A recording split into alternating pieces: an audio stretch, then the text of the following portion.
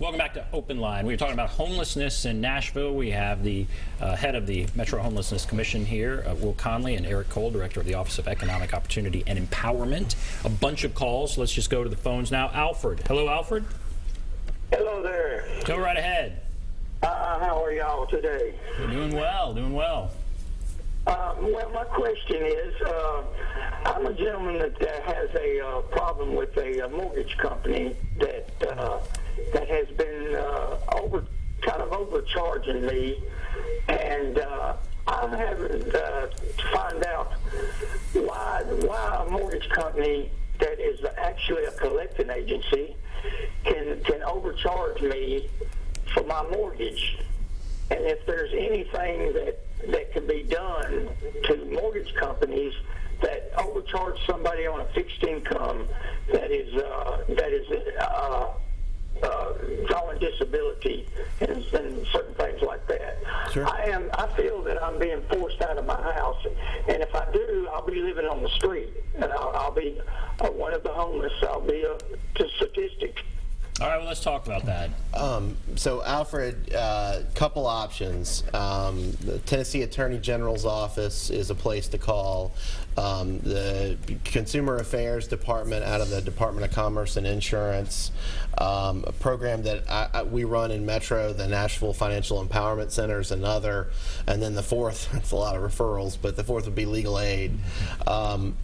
Depending on who your mortgage company is and that situation, there are a bunch of different avenues where somebody ought to be able to sit down and look at your statement and figure out if you're being overcharged or not. In some cases with mortgages, there have been these big national settlements with different mortgage companies, so there may actually be some recourse there. The AG's office would be the best place to check that out. He's right, these problems arise for everybody.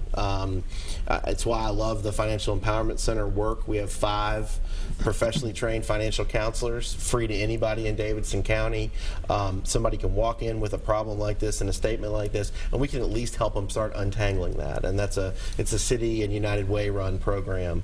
But these are the kinds of things that people can get tangled up in, and it can lead to unfortunate events. All right, let's go to Lewis. Hello, Lewis. Hey, yeah, how you doing, Ben? Doing all right. What's on your mind?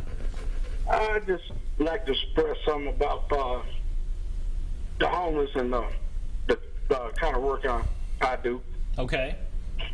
All right, I've been a member doing room and inn for 12 years, and I got involved because I thought about it. I could have been in the same shape, and we do room and inn at our church every Monday, 14th, and we pick 10 guys up, and we feed them breakfast in the morning.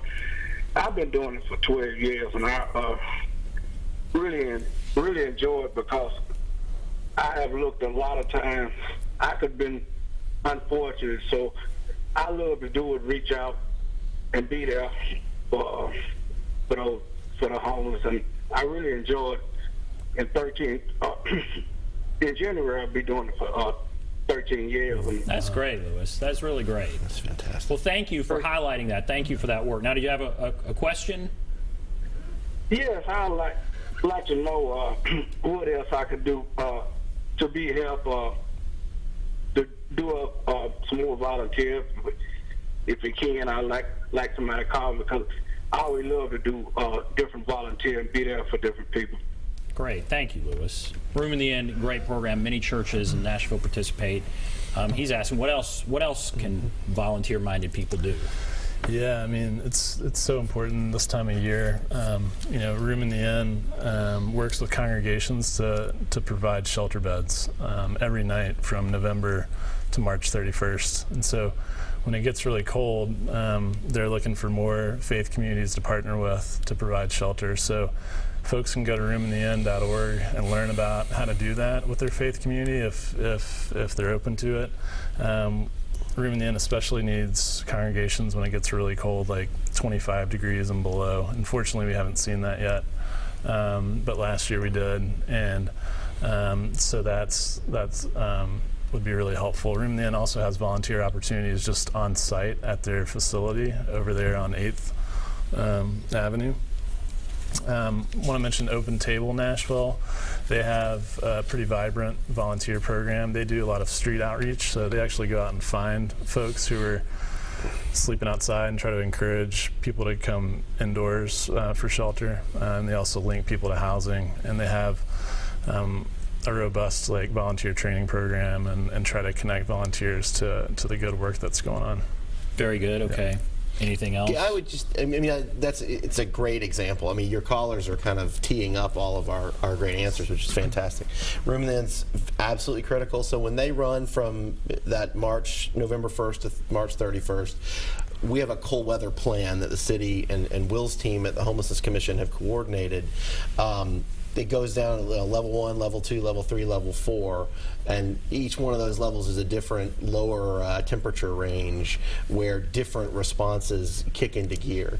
The core of that, though, is Room in the Inn, Open Table Nashville, as Will mentioned, the rescue mission, the Oasis Center. I mean, the core of the shelter beds are provided by our nonprofit community, and that's critical. We kick in OEM, fire department, police department to support that effort, and then if it gets really, really cold, and we have an emergency situation like we had in the ice last year, then the city kicks in some shelter response. But the city's not as good at shelter response as these agencies, and we can't thank the agencies enough, and we can't thank people like Lewis enough that volunteer their time and try to help out their fellow citizens. Well, let's go to Steve. Hello, Steve.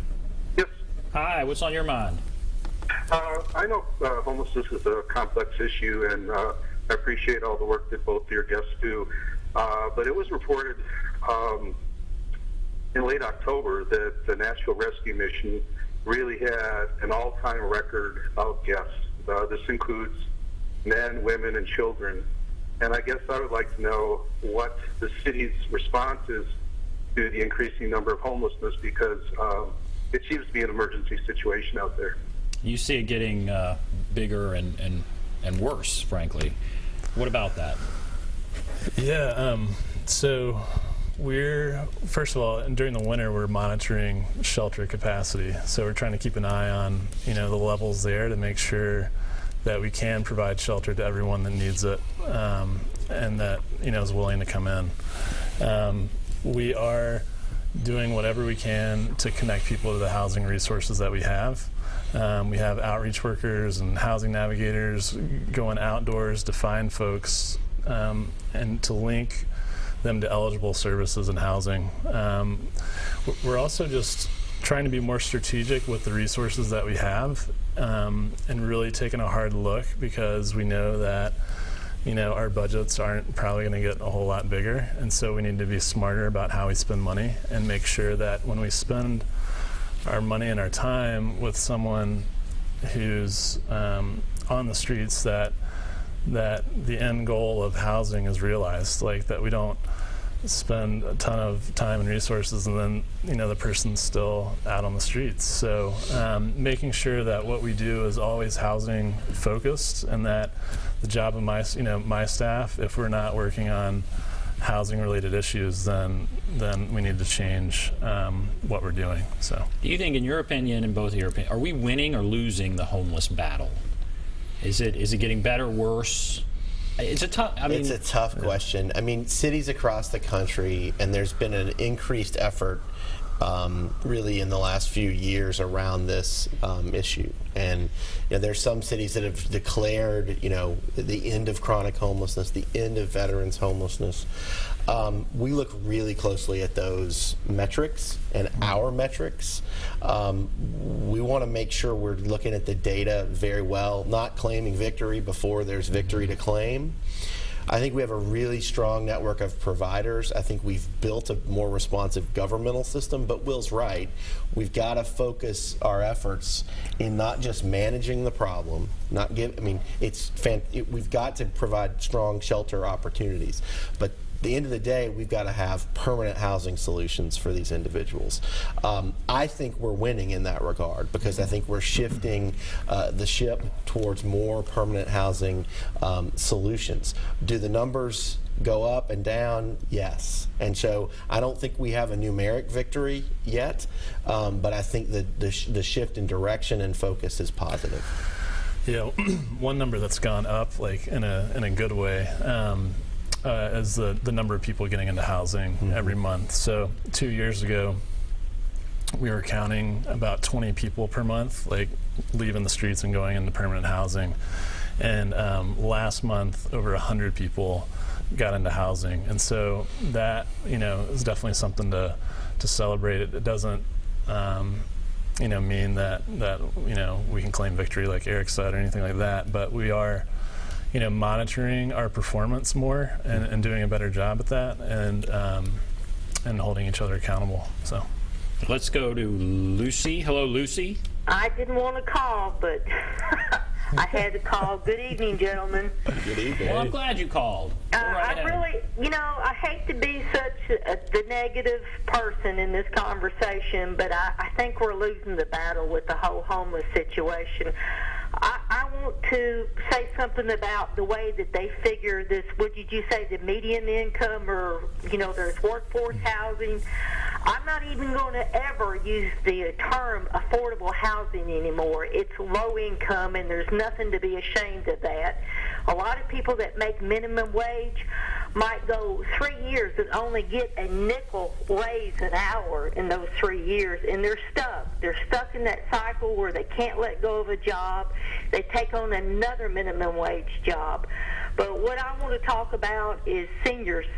I witness all the time what I call these walking skeletons. You have these older guys that are in their late 60s, in their 70s, that have a Social Security check. Maybe they have a disability check from the military. Maybe they have a disability check where they hurt themselves working steel years ago.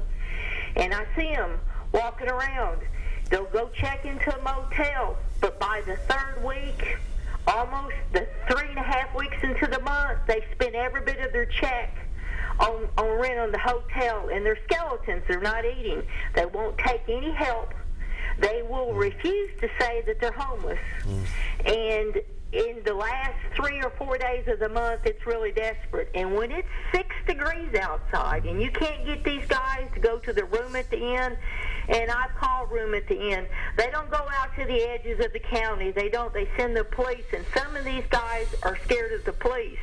But here's the thing. When they go to room at the inn, they don't like being around those young guys. They think they're punks.